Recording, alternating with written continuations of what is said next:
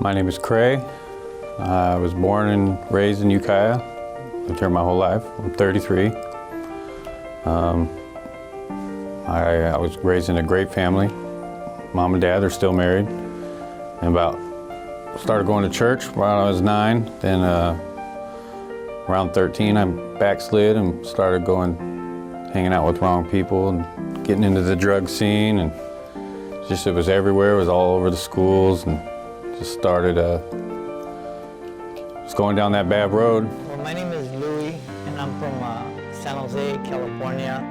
I believe my grandmother and grandfather raised me, and I mean, they raised me the best they can, and because everything I got involved in didn't have nothing to do with them, and it was just bad choices that I made when I was younger, and I ended up going to the boys' ranch, and I ended up getting out when I was about 17, and then I ended up picking up an armed robbery, and then I ended up going to county jail, and I ended up going to state prison.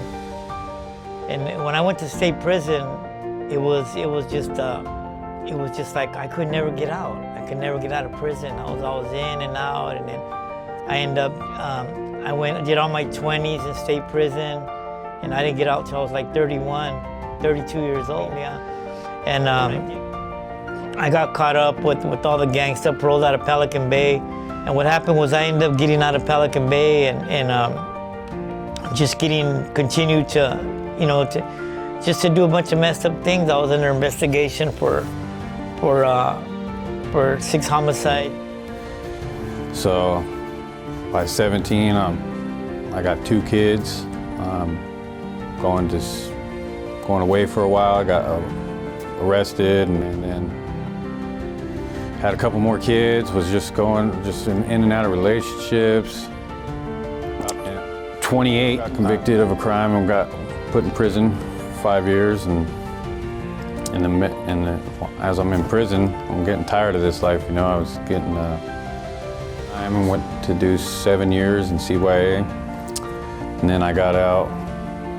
I was like 24 years old, and just kept messing up, man. Kept going bad, doing bad things, just hanging out with the wrong crowd. I was just looking up to the wrong person, wrong people. And they visit me. Nobody put money on my books. Just realized I didn't have no friends. And I remember when I was 12, 13, back when I was going to church, that wow, God was awesome. I started thinking of that when I was clear-minded. I was sober for a couple years. So after about halfway through my sentence, I was reading a book in my cell, and it was called 5 to Life. It was written by Sam Huddleston, and I was just reading it, and there was Bible quotes in it, so I'd go in and out of the Bible. It was a story of a man's life, and he was changed by Jesus Christ. And I dropped. He said he dropped to his knees and started praying to Jesus to change his life, and I did that. And I really felt Jesus for the first time in probably 15 years, 16 years. I really knew what Jesus felt like that day. So I got invited to go to church, so I went to this revival, and I remember the pastor preaching, because we were sitting in the back, and me and James, I remember the pastor stopping in the middle of service and calling me out. He called me out. He told me that you don't belong in the back. He goes, you belong in the front. He goes, you with all the tattoos. And when I went to the front, I got mad at this pastor. I got mad for him calling me out. And I was walking up to the front, and I remember that when I turned that corner, something came over my body that I never felt in my life. And I sat down, and I remember this man preaching. He started to preach, and he was preaching about things that I went through. And I remember getting up in the middle of service and telling this man that this man that you're talking about, I want him in my life. I need him. I need this man in my life. When we went back to the house, we threw all our beer away. I haven't smoked in 25 years. I've been serving God for 25 years. James turned himself in. So when I got out, I decided to put myself in a men's home. It's a Christian men's home. It's Christian based. It's free. You get up in the mornings, you pray, you read your Bibles, and they just disciple you, and they encourage you to go to Jesus, to get close with Jesus, to live for Jesus, to get to know yourself and to identity and just dialogue with Jesus, and to know what's right and what's wrong in the path with Jesus. And this home radically changed my life.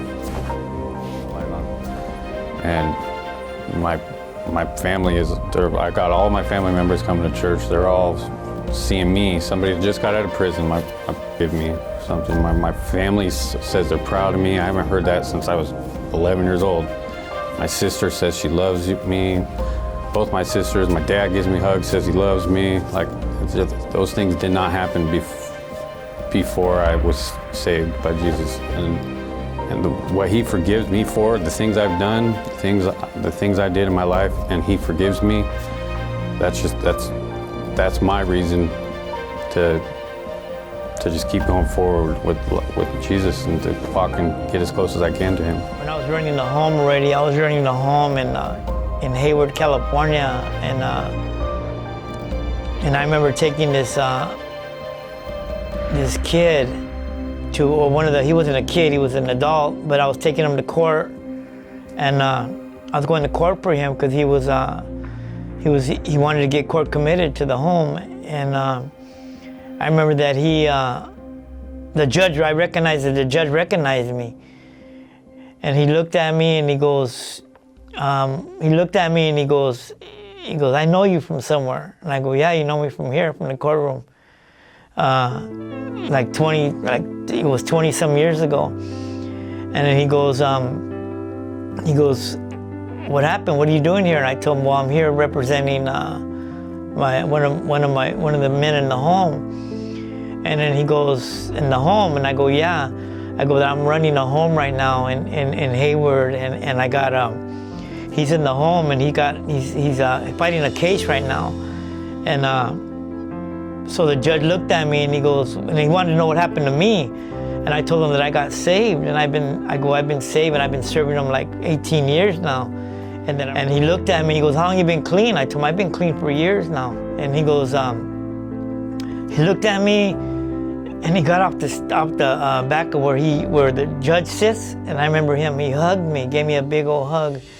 And he told me to turn around, and he told the people, this guy right here, I thought this guy would be in prison for the rest of his life. And then he looked at that guy, and he goes, I'm gonna let him go to the home. And he committed him to the home.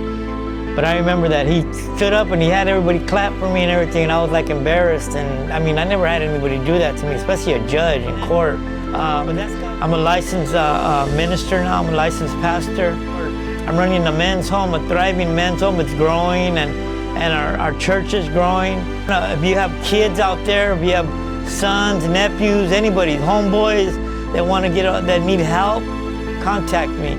And we got a home, we got a bed for them if they want to come in. It's free, there's no charge. The food's free, because Jesus is free. There's no charge to get, we don't charge for anything. All they got to do is come in and let God to get a hold of their life.